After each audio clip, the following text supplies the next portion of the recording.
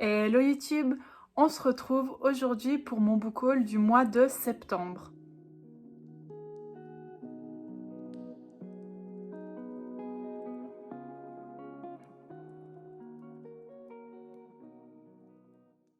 Pendant ce mois de septembre, j'ai pu acheter pas mal de livres, donc on est rendu là avec pas mal de livres, donc je vais essayer de ne pas faire durer cette vidéo trop longtemps. J'ai pas envie qu'elle dure des heures, donc je vais pas trop m'éterniser sur les résumés ou sur les livres. N'hésitez pas à aller voir sur internet. Je vais essayer peut-être dans la barre d'infos, je vais vous mettre les liens de chaque ouvrage. Et sinon, voilà, checker sur Livradic, Goodreads, ce que vous avez pour avoir les résumés des livres que je vais vous présenter. Également, j'en profite de ce book haul pour vous annoncer que je vais me mettre en no-buy pour le mois d'octobre parce que là, ma palle explose. J'ai plus de 70 livres dans ma palle, donc pour moi, c'est beaucoup au vu de mon rythme de lecture. Donc voilà, j'ai décidé de me mettre en no-buy pour le mois d'octobre. Peut-être également mois de novembre avec peut-être possibilité de quelques jokers pour le mois de novembre. Mais en tout cas, mois d'octobre, c'est zéro achat livresque. Je commence du coup ce book haul avec les livres que j'ai déjà présentés rapidement dans des vlogs lecture que j'ai fait. Je vais essayer de vous mettre dans les i, je sais pas comment on fait, je sais pas si c'est faisable, donc j'essayerai. Donc les deux premiers livres dont je vais vous parler, ce sont des livres que j'ai reçus pour mon anniversaire. Tout d'abord, j'ai reçu Beauté fatale de Mona Chollet. Donc c'est un essai qui parle de la beauté féminine, des standards de beauté et autres. Ensuite, j'ai reçu une bande dessinée en anglais qui est Glengoynes in the River at Night. Donc voilà, je vais vous montrer un peu vite fait les illustrations. J'ai l'impression que c'est un style d'illustration assez en mode ancien. Je sais pas trop comment vous dire, mais voilà. Ça me semble assez ancien comme style de dessin. Je sais pas trop de quoi ça parle. Je vous avais déjà dit ça dans le vlog que je savais pas de quoi ça parlait. Mais je n'ai pas regardé les résumés depuis. Je vais me laisser tenter comme ça.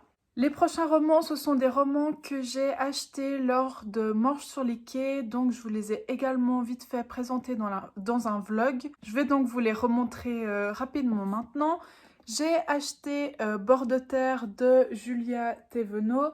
Donc ici, on y parle de Inès qui a 12 ans et qui, dans un jeu ou dans un malheureux accident, va basculer dans un univers parallèle. Donc voilà, c'est de la jeunesse.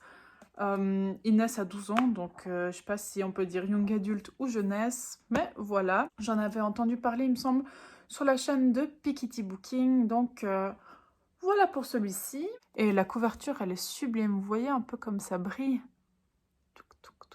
Elle est trop belle.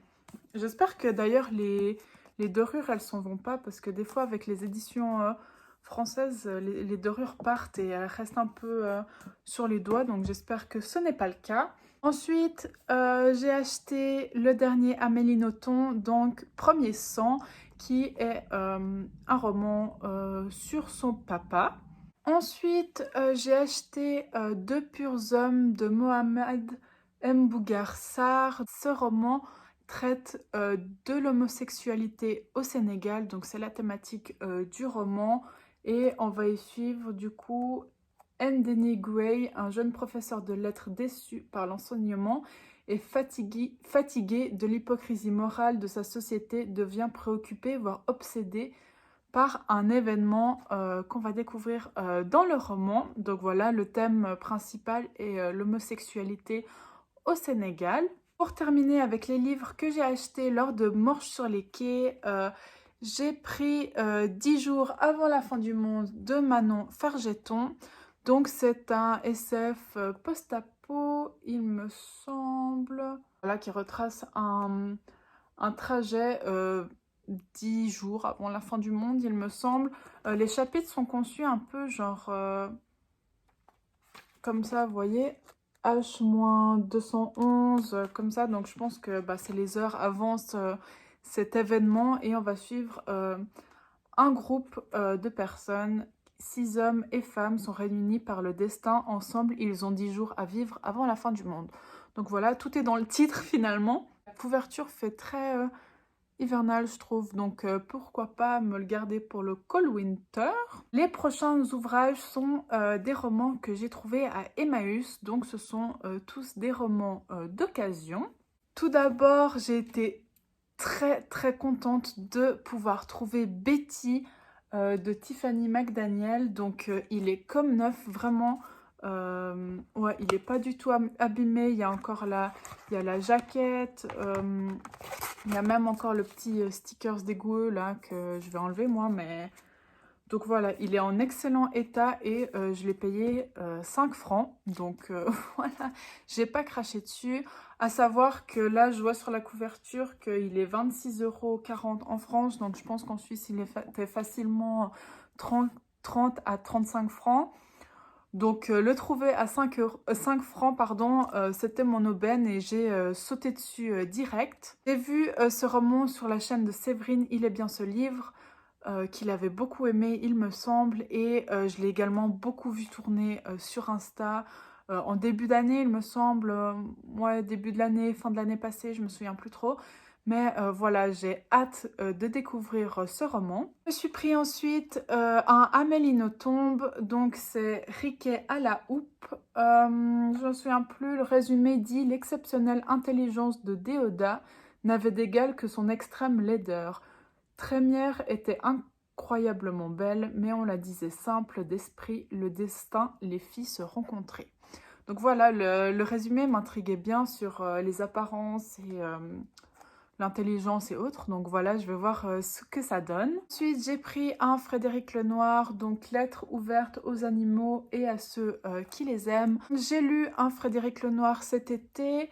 C'était sur la résilience, je me souviens plus exactement du titre, je vous le mettrai par là, mais c'était sur la résilience dans les jours difficiles, blablabla. J'ai trouvé ça bien, mais sans plus, c'était un peu des conseils, j'ai trouvé bateau parfois. Donc voilà, je vais essayer de retenter avec cet ouvrage-là. Je me réjouis de voir cet ouvrage que j'espère sera un peu plus poussé que celui que j'ai lu cet été. Et pour terminer les livres d'Emmaüs, j'ai pris Lolita de Vladimir Nabokov. Donc c'est la nouvelle traduction, donc j'étais bien contente de trouver celui-là. Il est en relativement bon état. Je sais qu'il y a Nabolita qui fait en ce moment une lecture commune sur cet ouvrage. À la base, je voulais me lancer dans la lecture commune, mais j'avoue que au moment de commencer tout ça, j'étais pas trop dans le mood pour découvrir ce classique de la littérature. Donc, je le lirai un peu plus tard, pas grave. Il me semble qu'elle fait des lives à chaque checkpoint et qu'elle les laisse en replay. Donc voilà, je pourrais le lire à mon rythme et suivre les lives qu'elle a faites. Je me réjouis, c'est un classique qui a l'air assez controversé, qui fait couler pas mal d'encre, donc je me réjouis d'avoir mon propre avis sur celui-ci. Depuis avant, je vous dis oui, c'était pour ci, c'était pour ça, c'était Emmaüs. Là, j'ai juste craqué en librairie. Le premier que j'ai acheté, c'est A Throne of Glass de Sarah J. Maas. Je l'ai acheté à cause de Toto Books and More. Toto... Je sais que son nom Insta, c'est Toto quelque chose, mais bref, je vous écrirai ça quelque part. Donc, c'est un youtubeur, instagrammeur qui en a parlé et qui me l'a plutôt bien vendu. Donc, voilà, je l'ai vu, j'ai pas hésité trop longtemps. Ça parle d'une assassine badass, d'une fille. Donc, voilà, j'étais bien contente. J'ai envie de lecture d'imaginaire ces derniers temps, de fantasy. Donc, quand je l'ai vu, j'ai sauté dessus. C'est Kéléana en français. Donc voilà, le titre français, c'est Kéléana. Alors, je sais pas pourquoi, je pense que... Pourquoi les titres sont toujours si différents en français? Il faut toujours qu'ils fassent des spéciales. Je crois qu'elle s'appelle même pas Kéléana. Selaena. Elle s'appelle Selaena? Et pourquoi ça s'appelle Kéléana du coup? Je ne sais pas. Je me suis prise ensuite Elantris de Brandon Sanderson. Vous l'avez vu dans l'ancien book haul en fait du mois d'août, j'avais pris Fils des brumes. Je regarde là-bas toujours parce que ma palle est en face de moi, donc c'est pour ça. Donc je m'étais pris Fils des brumes et j'avais parlé vite fait avec Michaela du compte Le Livre Ouvert qui m'avait dit que Fils des brumes c'était ok pour commencer mais elle conseillait toujours Elantris. Donc voilà, j'ai vu Elantris, le résumé me tentait énormément donc je vais me lancer dans celui-ci pour commencer et j'aime aussi beaucoup la couverture. Il y a des rabats très beaux comme ça qui poursuivent un peu la couverture là aussi. Moi, il n'y a rien dessus, enfin un peu en ombre, mais ouais. Les intérieurs sont sublimes en fait. Cette édition, elle est vraiment belle.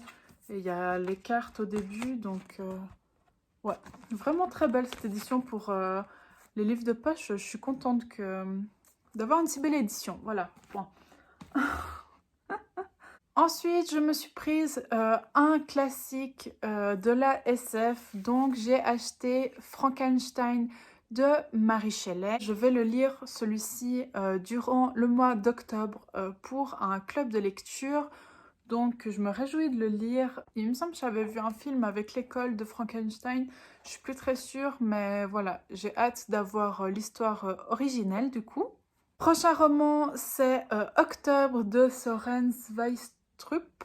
Je l'ai acheté car j'ai vu que l'adaptation sortait sur Netflix. Donc, et j'en ai également entendu beaucoup de bien. Il est sorti il y a un moment, donc j'ai eu le temps de voir plusieurs revues dessus. Il est assez gros, hein. Je crois qu'il fait quelque chose comme 700 pages. Ouais, 719 pages, 720 pages, donc il est vachement gros. L'adaptation sort là dans quelques jours, fin septembre. D'ailleurs, parlons-en. Pourquoi une adaptation d'un roman qui s'appelle Octobre sort en septembre? Bref, voilà, je me réjouis de le lire. Je l'ai en livre audio, du coup, je pense l'écouter durant le mois d'octobre pendant mes trajets. Et le dernier livre, mais pas des moindres, acheté à la librairie, c'est The Priory of the Orange Tree de Samantha Shannon, donc le prieuré de l'oranger en français. Un énorme bébé, voilà, qui a une magnifique carte à l'intérieur également. J'ai trop hâte de le commencer celui-là. Par contre, bon, il est énorme, donc ça me fait un peu peur. Mais vraiment, j'ai hâte. Ça a l'air génial avec des dragons, avec des rénomes, tout ce que j'aime. Donc voilà, je l'ai vu sur différentes chaînes. Ça fait un moment qu'il tourne. Il est sorti en poche en français également, en deux parties, livre 1, livre 2. Donc voilà, là je l'ai pris en anglais parce que ben, les livres anglais sont moins chers en Suisse. Et parce que j'aime bien cette édition, je pense que niveau anglais ça veut aller. Également là, vous voyez le dragon tout en brillant avec l'écriture. J'espère aussi que la surbrillance là, elle reste et que ça va pas me partir partout sur les doigts parce que cette couverture elle est trop belle. Mais voilà, on verra lors de ma lecture. Les trois derniers romans que j'ai acquis, ce sont des livres de maisons d'édition suisse. Je les ai achetés lors d'un événement qui s'appelle Lire à Lausanne, il me semble. C'était une librairie éphémère qu'ils ont fait dans Lausanne. Donc j'y suis allée, c'était que des éditions suisses qui présentaient leurs romans. Donc voilà, j'ai acheté trois livres de la même maison d'édition. Donc tout d'abord, je me suis pris Sista de Kim Chi-fo. Donc l'autrice est belge par contre. Mais voilà, les éditions Le Mar, ce sont des éditions suisses. Donc là, on parle de Ghislaine qui vit au Rwanda et qui a deux buts dans la vie, mettre au monde un enfant qui ne montre aucun signe de vie et quitter l'Afrique. Donc voilà, rien que cette première phrase du résumé, ça m'a intriguée, donc je l'ai pris. Ensuite, j'ai pris Poussière d'étoiles de Linda Da Silva, toujours aux éditions Le Mar. Dans ce roman, on parle du coup de trois femmes, trois époques et trois destins différents.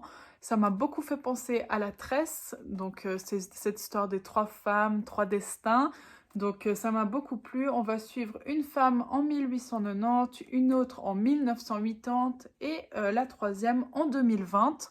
Donc voilà, je me réjouis de voir comment leurs destins vont se lier. Et le dernier roman de ce book haul, il s'agit de Vent d'hiver de Marie Saint-Vaast.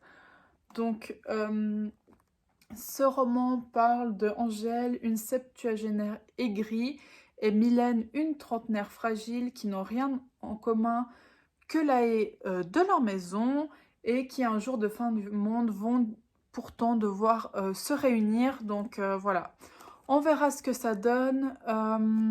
J'aime bien la couverture, pour une fois on n'a pas un vieux visage de face. Je déteste dans les couvertures quand il y a des visages. Donc là, je suis bien contente de voir la dame de dos. On est fini avec mon book haul. Comme vous le voyez, j'ai acquis pas mal de livres en ce mois de septembre. Donc le no-buy du mois d'octobre va me faire le plus grand bien. 18 livres, ça fait mal à la palle, mais voilà, on verra, je vais aller à mon rythme. C'est que des lectures que je me réjouis de faire. Je vous en reparlerai dans des updates lecture, évidemment. C'en est tout donc pour moi pour cette vidéo. J'espère qu'elle n'aura pas duré trop longtemps et qu'elle vous aura plu. N'hésitez pas à me dire dans les commentaires s'il y a certains des livres que j'ai présentés que vous avez lus, s'il y en a certains qui vous tentent et si éventuellement vous voudriez faire une lecture commune, n'hésitez pas à me dire tout ça. Et sinon, moi je vous souhaite de magnifiques lectures et une très belle journée. Ciao!